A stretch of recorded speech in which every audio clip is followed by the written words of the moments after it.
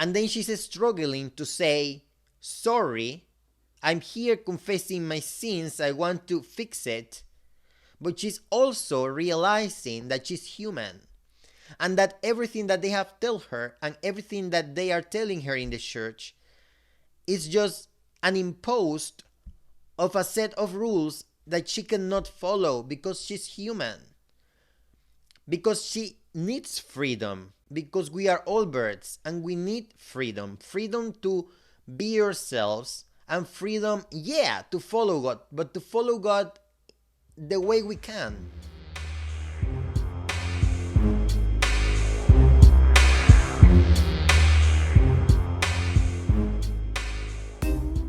Hi! Welcome back to Judas of Disturbia. I am Raf, and this episode is all about the original pop star, the only queen of pop, Madonna. And today I am talking about two of her more iconic pieces of art which develop in parallel: her 1990 iconic world tour Blonde Ambition, and also about her 1991 documentary Madonna, Truth or Dare, directed by Alec Keshishian, which chronicles the fascinating world which developed in the backstage of the tour. First of all, I'm going to tell you that I am with my dogs right now, so if you listen to the cutest sounds in the world, that is them. And also, this is a spoiler alert, I am going to be talking both about the world tour Blonde Ambition and also about the documentary Madonna, Truth or Dare. So if you haven't watched them and you have an idea that you want to watch them, maybe this is an episode that you shouldn't listen, at least not yet. And let's start directly talking about the tour. Madonna's Blonde Ambition is her third tour, and it started in April 13 of 1990 and it ended on August 5 of 1990. This is a tour that had 3 legs, one in Asia, one in America, and one in Europe. It had a total of 57 shows, and it did pretty well in the box office. It made what today would be around $130 million. I don't know if that is super successful, but I think it is. This is a tour that goes before the Girly Show from 1993 and after Who's That Girl tour from 1987. And to start talking about this show, I am going to quote Madonna. I am going to read a part of her famous Ciampino speech, which is basically a speech that she gave in the Ciampino airport in Rome when she was trying to defend her show. And I'm going to be talking about this speech later, but I am just going to quote a little bit of what she says when she's trying to explain her show. She said, "My show is not a conventional rock show, but a theatrical presentation of my music. Unlike theater, it asks questions, provokes thoughts, and takes you on an emotional journey, portraying good and bad, light and dark, joy and sorrow, redemption and salvation. I do not endorse a way of life, but describe one, and the audience is left to make its own decisions and judgments." And this is really important to understand. The Blonde Ambition tour is not autobiographical. Today, pop stars, when they do albums, when they do concerts, when they do music videos, they tend to always be a little bit autobiographical, or at least represent artistically something that actually it's part of them. But Madonna in here is starting by telling you, this is not about me. This is a theatrical representation of the life of someone else. And I'm gonna tell you, I think that what she represents in here, it's something that we can all identify with. I think this is a really basic story of growing, of redemption, of growing up, of starting from the bottom and getting to the top. So I think that we can all identify with it. But what she's telling you is that the girl that you're seeing on stage, that girl that is the leading lady on this show, is not necessarily Madonna. In this sense of portraying another character that is not necessarily herself, Madonna shows that in this tour, she is maybe more an actress than a singer, or both, and also a storyteller, all of this at the same time, which ultimately makes her a complete performer, which is the reason why she became a megastar. And that is really important. And I'm going to be talking about that later. I'm going to be talking also about the Ciampino speech. And then This is also a pretty controversial show. There is a scene in the documentary that I'm going to be talking about later in which she's going to Detroit and she's gonna have a couple of shows in there. She's talking to her father on the phone and she's saying, I want you to come to both shows. And the father seems to be a little bit mortified because it's uncomfortable for him to see his daughter doing some stuff on stage. And then she says, I want you to come, but yes, the show is racy. That's how she describes it at the moment. And the father asks her, do you take your clothes off in the show? And she says, of course not. But she describes it as racy. I would describe it as provocative, theatrical, inspirational, aspirational, energetic, a party, because the show is a party. And pretty importantly, is inspirational.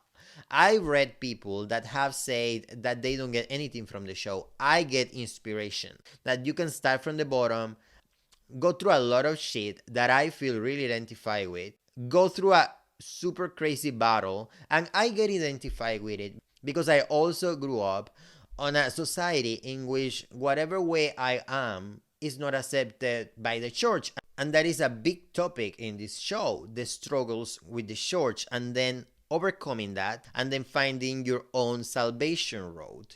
And that is really important here in this show. But to tell you about the show, what I'm going to do is to go through the set list.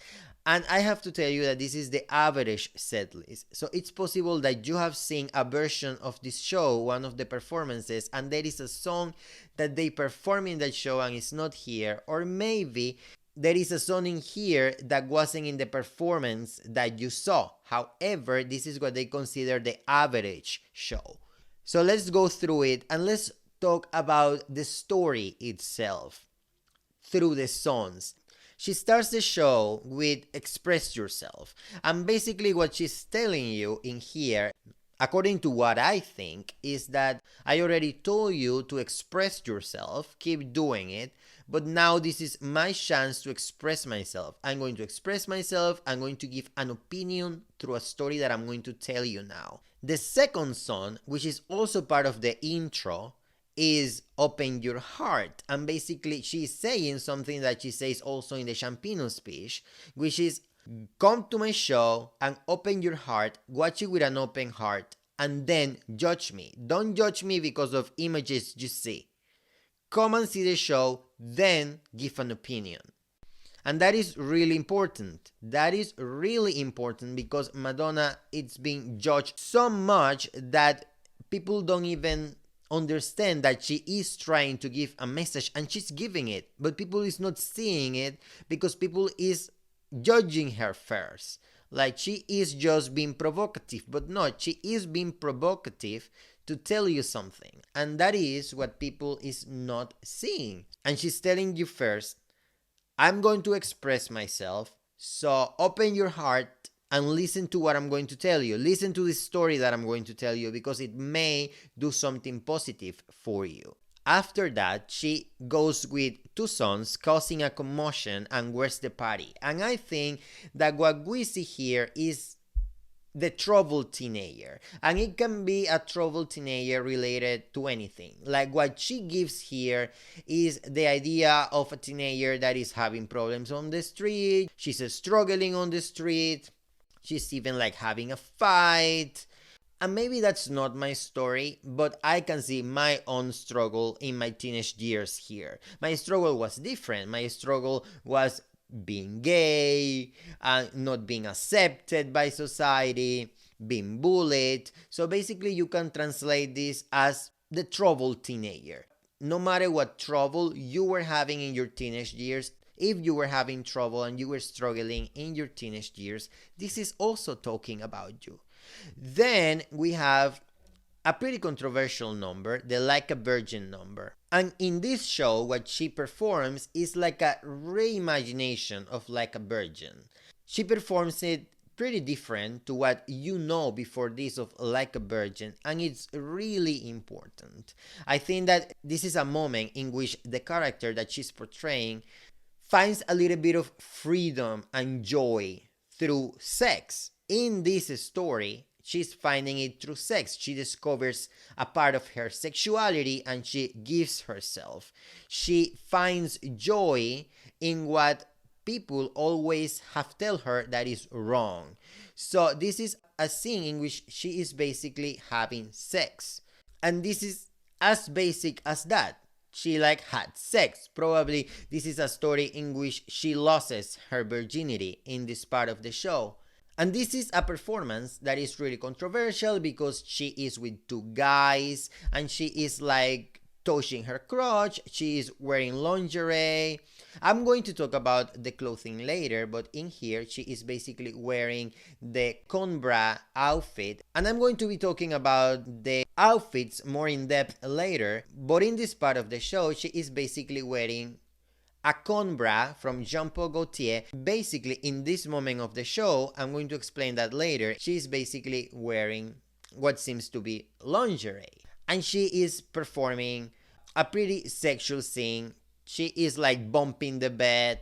And it gets to a point that I think that even today would be a little bit controversial. But it is really important, and that's what people don't understand. It is really important because this is a character that finds joy in something that she has been always say that is wrong, because that's what's happening when you are born in a religious society in which they tell you don't have sex because it's wrong, don't be gay because it's wrong. Guess what? That's part of us. So we get there, and then like you see in this performance, at the end of this performance, then you feel guilty because there is a moment in which she's doing that. And then at the end she says, God? And it's because she remembered in the moment after she did it, she remembered about God. Oh my God. They tell me that God condemns this, condemns having sex before marriage. And that's why it's so controversial, because she's practically having a pretty sexual performance on a bed. And then she says, God. And if you don't see it inside of the context of the story that she's telling you, then you're just going to see it as so disrespectful and so blasphemous. But no, this is a story that she's telling you, and it's a valid story. And it's a story that represents a lot of us. After the Like a Virgin phase, after the Like a Virgin performance, we go into one of the most controversial parts of the show, in which basically the character, after feeling guilty for what she did, goes to church. And there are 3 songs in here: Like a Prayer, Live to Tell, and Oh Father. And this is a part of the show in which she basically goes back to church and confesses her sins. And she's condemned. And if she was already feeling guilty about her losing her virginity, and this is how I understand this show, then they basically make her feel more guilty. And then she's struggling to say, sorry, I'm here confessing my sins, I want to fix it. But she's also realizing that she's human, and that everything that they have told her and everything that they are telling her in the church is just an imposed of a set of rules that she cannot follow because she's human. Because she needs freedom, because we are all birds and we need freedom. Freedom to be yourselves, and freedom, to follow God, but to follow God the way we can, not in an imposed way, not because I have to, but because I feel it and I want to. And when I feel it and I want to, then I can do it in my way. And even if it is disrespectful for people that is on the church, this is the reality about me. I am a person. I am human. And yes, I want to follow God, but there are things that I cannot follow because they are too strict. And as a bird, I need to be out of a cage. After she's struggling in here, and you can see that all of this part is in the music aspect is so beautiful, it's so awesome. When she's performing Like a Prayer, it's wow, what a great performance. With those dancers that I'm going to be talking about later, wow, What a great performance they put in here. And you also feel it when she sings something like Live to Tell and Oh Father. You feel it in your heart. You feel the struggle. And she's telling the struggle in the church that it's not only hers or of the character that she's portraying, it's also mine and probably yours too. And that's why a lot of people can identify with this show if you pay attention to it. Then, after those three songs, we have Papa Don't Preach. And Papa Don't Preach in here is used as what I will call the coming out song. And this is basically a song in which she comes out to her father. This is a moment in which in the show she's out of the church. And she comes to the father and she tells her through this song in which she's basically telling you, Father, I'm pregnant and I'm going to keep my baby. I did sing, I'm going to keep my baby. And in this story, if we keep going with the story of the character that she's portraying, the girl, after being struggling in the church, she realizes that actually, from what she did on the Like a Virgin performance when she had sex, now she's pregnant. And this is the moment when she comes to the father after getting out of church and she says to the father, Father, I'm pregnant and I'm going to keep my baby. And this is when she takes out the mask and she's honest with the father. Father, I'm human. I sin. I'm a sinner.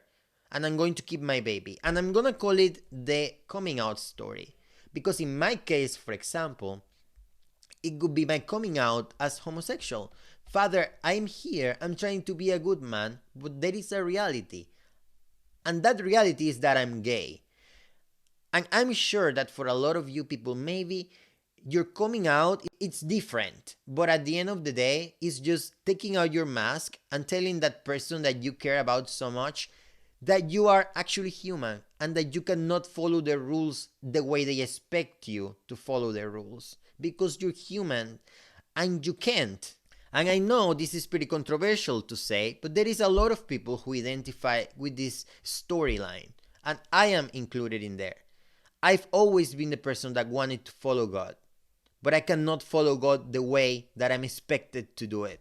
The way I'm expected to do it in the town where I was born is marrying a woman on the church. I cannot do that because I'm gay, okay? And today I'm happy to be gay, but back then it was a big struggle. You can only imagine. After that part, when she tells her father that she's pregnant, there is a section which is totally inspired on cabaret, in freedom, in building a life. This is a moment in which the girls already said, I'm human. She already got out of church and it's like, I'm a free bird and I'm going to make a life. I'm going to make something out of my life. And then basically they use in here music from, I think that they are using here music from the movie Dick Tracy, and I'm not sure about that, but I think that this is what they are doing here. And actually there is one performance in this section in which the character of Dick Tracy comes out, one of the dancers comes out as Dick Tracy, and he is a part of this section. In this section, she's basically, this character, I'm talking about the character, she's basically making a life out of herself, a career, and she becomes like a cabaret performance that basically is what gives her, let's say it this way, the economic freedom to exist. She gets a job and she makes a life and she makes it through cabaret, okay? This is the way I understand it. The songs that are in this section are Sooner or Later, Hanky Panky, and Now I'm Following You. After that, we have Material Girl. And Material Girl is a pretty interesting performance in which she is basically with the two backup dancers. I'm going to talk about them later. They are basically wearing like robes and they are like in a salon, like pampering themselves, like getting their hair done, their nails done. And basically I understand this as a moment in which it's like, okay, I already did it. I got a job, I had some success, I actually made something out of my life, and now I'm here finally able to sit and do something for myself because I work hard for it and I deserve it. And this is the moment in which she's taking care of herself. After that, we actually have more of this, but now it's a little bit more a party. It's like, okay, I'm happy, I had the success, I took care of myself, and now I'm happy. And there are three songs in here. Is Cherish, Into the Groove, and Vogue. And I think that specifically in Cherish, she is talking about something. Something that I like a lot about this show is that this show is talking about the growing up of a girl that is coming from the bottom and going to the top, but her success is not based on being with a man. And if you think about it, even today, a lot of the music is about being in love. I need my person to be with me, or like I'm alone, I need love. Everything is about love, either being in love or heartbreak. And in this piece that she's presenting here, they mention that, but the success of the girl happens because of the girl. And this is a really modern idea, which is one of the things that I think that makes Madonna so current and so successful back in the day, because she was being a trailblazer with some ideas. And even though I was alive when this show happened, I didn't live that era. I don't totally know where the conversations were at the moment, but I think that those conversations were a little bit modern at the time. Like, yes, I'm gonna have success as a girl, but my success doesn't depend on a man loving me. My success depends on me working hard to get what I want. And I think that is a great idea that is still pretty current. In Cherish, however, it's pretty interesting because I think that this is the moment in which, after she already took care of herself when she was performing Material Girl, now I am happy and now I am able to actually get a guy, but for fun, not because I need him. Because I already made it. I'm already taking care of myself, but now I can have fun with a guy. But like because she falls in love. And basically, as in the video of Cherish, if you have seen the video, there are mermen on the video. And in this section of the show, there are also mermen that come out of the stage. And I think that this is basically a moment in which, like, okay, now I can have a guy, I can dream about a guy because I already made him, I don't need him. I am just dreaming about him because I'm gonna have fun with this guy. And this is what you're seeing here. It's like almost idealizing the idea of a guy who is perfect, but it's done in a moment in which she already doesn't need the guy because she already went out of all the struggle she was going through, and now she's out of the street, she's having success, she's being able to take care of herself. Then Into the Groove and Vogue, it's basically a party. It's like enjoying yourself. Then Holiday takes it a little bit more there. It's also about success, but it's like the final success. It's like, now I have everything. I have freedom. I have a job. I have a guy. Probably she has her kids. It's like a happy ending. This show has a happy ending in which she ended up, like I said 1,000 times already, from the bottom, and now Holiday is the moment in which she's at the top and she's able to look back and say, I made it. That's what Holiday in this show means to me. I made it, and this is a party. I'm just dancing. It's a party. The last song that we see on the set list is Keep It Together. And I think that Keep It Together, if I consider Express Yourself and Open Your Heart the intro to the show, I consider Keep It Together the outro to the show. And I think that basically this number is based on jazz. It looks like a jazz number, to say it in a way. But basically she's talking about family. And this is a moment in which she is thanking everybody that was a part of the show, and she's telling you, we made this show, we worked together pretty hard, and we have become a family. And this is really important because I'm going to be talking about the documentary of the backstage of this show. And what we see in there is, call it dysfunctional, call it whatever you want, but what we saw is that that staff was a family. And this is what she's talking about in here. Keep it together, keep people together, we are a family. And that is a really beautiful way to finish this show. It's like we just told you all of this story, but to tell you this story, we worked pretty hard and we worked together. And then this also talks about herself. This last song talks about herself on being humble, on being thank you. She practically says thank you to everyone in there, one by one. And she hugs everybody. She says thank you to everybody. And she says thank you because without you, I couldn't have done this show. And I love this part. So basically that's the set list and the way that I think the story is told. Now let's talk about the people that helped Madonna to get this show done. And first we have her brother Christopher Ciccone, who at the time and in this show was her artistic director. And I'm going to tell you something now. Everything that I'm saying on this episode is allegedly, because the same way that I have said before in this podcast that I am not the best person to doing the best research in the world. Basically, I'm giving you an opinion, and also I don't want to tell you the whole thing because I want you to go and watch it.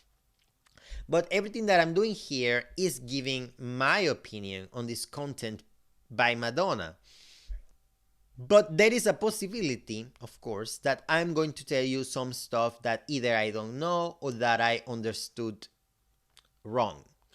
So what I'm telling you is that everything that I'm telling you here is allegedly. So let's go back.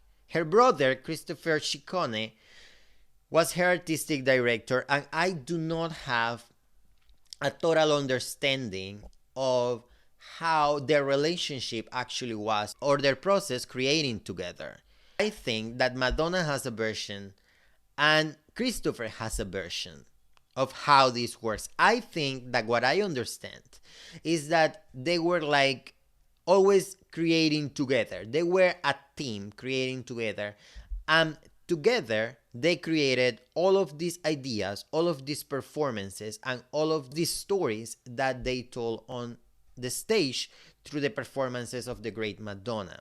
I think that at the end of the day, Christopher didn't understand it that way. I haven't read his book because yes, he wrote a book about her years later when their relationship got bad. I don't know how their relationship is right now. I think they are in better terms. But back in the 2000s when Christopher wrote his book, which is called something like Life with My Sister Madonna or something like that. I haven't read the book, but I know a little bit about it. Apparently he says in here that he deserved more recognition, that he was a bigger part to all of these ideas that created Madonna than people think. People think that Madonna was the biggest creative in here and he was like a helper. And he said that he deserved much more recognition, which I do believe. I do believe that they together, I think that this was a 50-50. This is the way I would understand it. But again, this is allegedly. This is what I understand. I don't know if I'm right. But basically, he talked about her in a way that a lot of people think, I think including herself, that it wasn't nice. I haven't read the book, I cannot say it. But at the end of the day, I think that without him, this performance wouldn't have been the same. I think that they both created together. This is a creation of the brother and the sister together. I am not going to say if he's a bad person because he ended up talking bad about Madonna, because I haven't even read the book and I was never really there to say how their relationship was. I think that it is pretty difficult to be so close to the sun and not get dizzy. And I'm sorry for saying it that way, but imagine working so hard to put something together And I'm talking about Christopher working so hard for getting all these stories together on stage and actually doing it with your sister. But then when the applauses come, the biggest recognition is only for her, you know? And this is not wrong. I mean, what are you going to do? This is Madonna. You're working for a superstar. I bet that you're not the only person creating with a pop star and feeling the same way.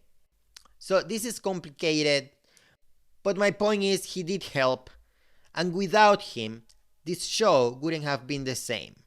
And then for the aesthetics of the show, I think that one thing that they did pretty well was finding the right people and making the right connections. I think that this show wouldn't be the same without the clothing by Jean Paul Gaultier, which is basically iconic. Like, we are still talking about the con bra that Jean Paul Gaultier did for Madonna for the Blonde Ambition tour. It has been talked about, we are still looking at it, and we still love it. I think that everything that Jean Paul Gaultier did for Madonna in this show is iconic. And I'm sorry for saying the word iconic so much, but when it's needed, it's needed. It's iconic costume design. Not only the con bra, but the way that it was styled with the pinstripe suits inside. And I think that actually Madonna didn't have a suit inside of that con bra lingerie that she had on. I think that she only had the legs, because after she's wearing it, she wears it at the beginning, and then when she does the Like a Virgin number, she's not wearing the pants down, and that happens too fast, going from one section to the show to the next section in which she's still wearing that thing, but now without the pants inside. I think that in some way those pants were like attached, only the legs of the pants were attached to the suit that she's wearing. Also, I have to say that it is really impressive the way that Madonna is dancing with that corset on. Wow, it's impressive. What a dedicated woman. And I'm going to talk about her dedication later. But what a dedicated woman. And imagine just how tiring one performance of that could be. And she was doing it one show after the other, wearing that corset, dancing. Pretty complex and energetic choreography in that corset is so impressive. Wow, that woman is a superwoman for sure. And not only the con bra suit is iconic costume. I remember, for example, the section that is cabaret. She's wearing another corset, like with lines. It's like pretty colorful one. And I love that one too. I love all the costumes here. It's really beautiful, and the show wouldn't be the same without this clothing. Also, the hair and makeup is perfect. I don't understand pretty well when she wore one hair or the other. But in this show, we can see two hairstyles on Madonna. One of them is like this short, curly version of her hair, because in this moment, Madonna, her real hair is really short. So one of the hairstyles is they would make curls on her hair, but like pretty short curls. That was the first one. I really love that hair, and I think that with all of the outfits, it looks really great. And then the other hairstyle is the iconic ponytail. It's basically a pretty high ponytail with like braids around the base of the ponytail. It almost looks like a soft version of the ponytail of Barbara Eden on I Dream of Jeannie. I don't know about the inspirations for these hairstyles, to be honest. Maybe later I could do another episode about this and tell you about the inspiration for this, because maybe in some interviews Madonna is talking about this, but I haven't been so far on that. So both hairstyles, I don't know when she uses one or the other. I don't know if there was a rule when she did it, but it looks like she was going from one hairstyle to the other constantly while she was performing these shows. When we talk about the sets, I have to say that they also went with the right people, because these sets are amazing. There is, of course, Catholic imaginary in this show. especially in the part where this girl that she's playing goes to church. And in this moment, the stage actually becomes a church. Like, there is a section of the stage that goes down and it almost represents the wall of like a cathedral. And there is even a vitral on the top with the face of Jesus Christ. And it's gorgeous. Of course, it's controversial because she is doing a lot of racy things in some numbers, and then people say, and then you come with the image of Jesus Christ. But yes, she is playing a theater plays. I bet that there is a lot of plays that do stuff like this, like playing sex scenes, and not only plays, movies in which you see images of churches, and then you see sex scenes in the same movie, and no one complains. But then Madonna is giving you a number in there. She is telling you story, and she's doing this, and then she's blasphemous. I don't know. I know I'm biased because I'm a fan of Madonna, but I just invite you to actually watch the show and understand what she's doing. There is also Art Deco inspiration in here. Of course, a lot of cabaret. It's really beautiful. And then about the success of this show. Why was this show so successful? And why are we still talking about Blonde Ambition? Because Madonna has a lot of tours. But I think that this is an special one. There could be a lot of reasons. A lot of people can have different opinions. But I think that I recognize a few. First, talent and creativity. And again, Madonna and Christopher together created something spectacular, and Madonna performed it spectacularly, like only Madonna can do. She says on the documentary that I'm going to be talking about later, she says it, I am not the best singer, I am not the best dancer, and I know it, but I want to provoke.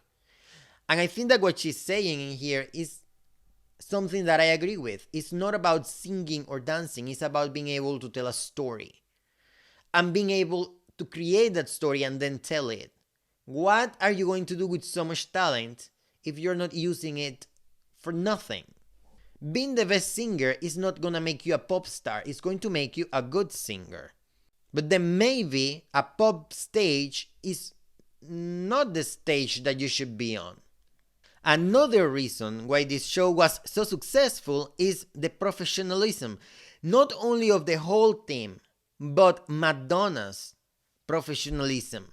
I think that she was 31 years old when she did this show. And you can call her a brat, because when you see the documentary, and even she has said it, she looks like she's a brat. Okay? And I'm going to talk about that later. And yes, like I just said, you can call her a brat, but you cannot say that she wasn't extremely professional, hardworking, and dedicated. You can see that in there. I don't know how many girls and boys of 31 years old today you can find that are as hardworking as that girl was. This is a lot of work, a lot of ideas, but you can have all of the ideas.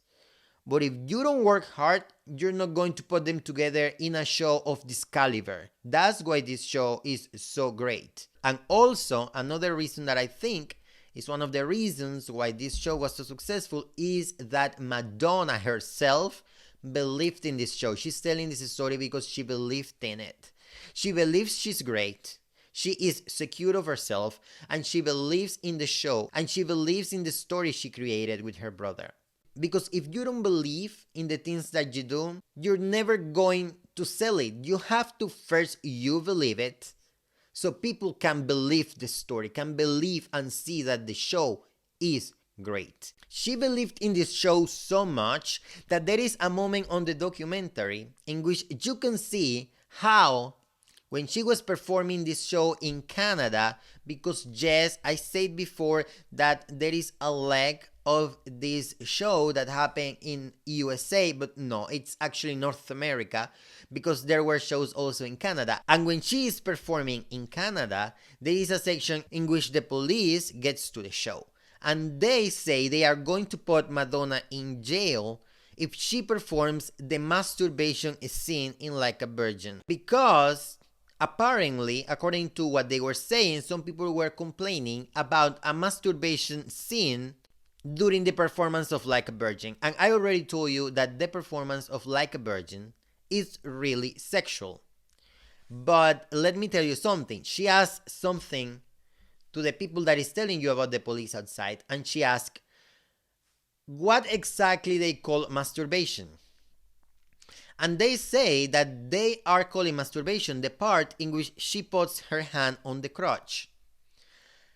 And for me, to be honest, I wonder, is that actually a masturbation scene? Touching your crotch? And yes, I know that she is totally simulating sex.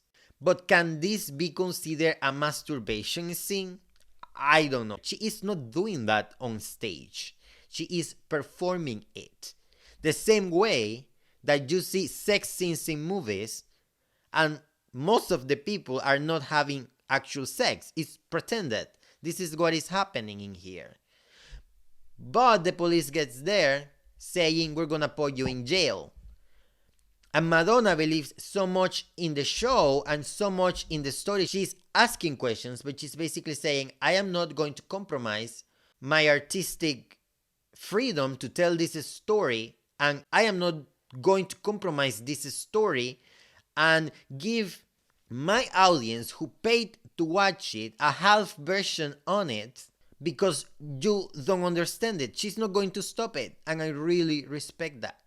And I really respect that because she's respecting her story, she's respecting her creativity, and she's respecting the people that went there. And I'm also going to tell you something. Who is going to a Madonna concert in the 1990 to complain about that scene? If you think about it, I think that that scene, that part of the show, that performance is actually soft for some stuff that Madonna has done. So yeah, I think that a lot of people were judging this show because they didn't see it. And yes, I think that if you take that part out, you are not going to be able to tell the same story. It's really important. If you go with the structure of a script of a movie and you put it next to the set list of this song like I did before, you're going to see that this is an structure. And that part of the show, the Like a Virgin performance, is a really important point of breakage. If you take that performance out, you will never understand why the next performances that happen at the church section happened. You're not gonna understand why.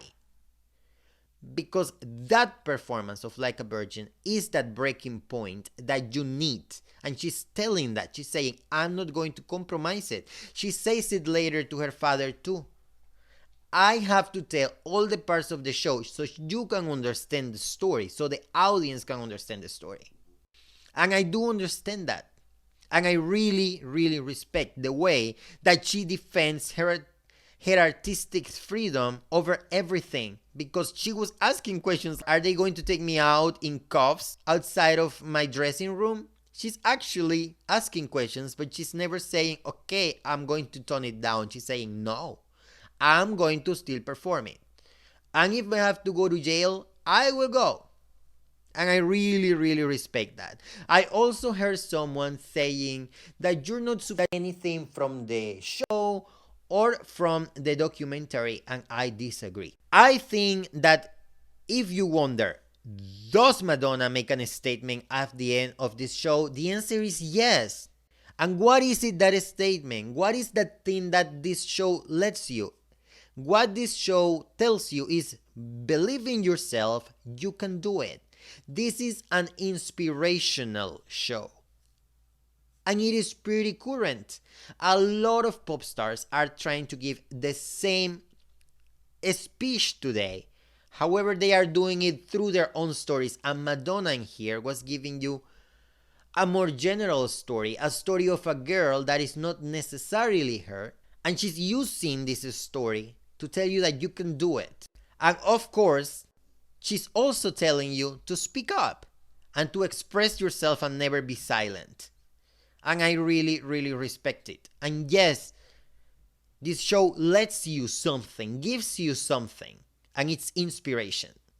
Okay, and now we go to this part in which I was supposed to just keep talking and now start talking about the documentary which chronicles everything that happened backstage of this awesome show. However, this episode is already getting too long, and believe me, that if I had a lot to say about the tour, I have even more things to say about the documentary. So I will stop here. Consider this part 1 of this series.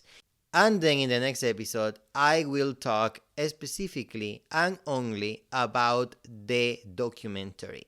And if you got all the way to this point and you're listening to this, I have to say thank you. This episode has been really difficult for me to record because Madonna means a lot to me and I really wanted to do this episode, and it has become really complicated because there is a lot of information and I don't want to fuck it. I basically want to do a good episode, but then you realize that you're not great at podcasting, that you cannot script the whole thing, that you're not great at improvising, and it fucking sucks, and I really had to push myself to actually do it. So I'm stopping here. Next episode, I will be talking about the documentary Madonna, Truth or Dare, and you're going to love it, and hopefully you're going to like this one too. And even though these episodes that I'm recording are not ideally the perfect episodes that I want them to be, hopefully I'm getting better in this process, in this pushing. I guess this is it for today. Come back next Friday. I will have another episode about the great Madonna. That is it for today. Thanks for listening and come back to the next episode. Bye.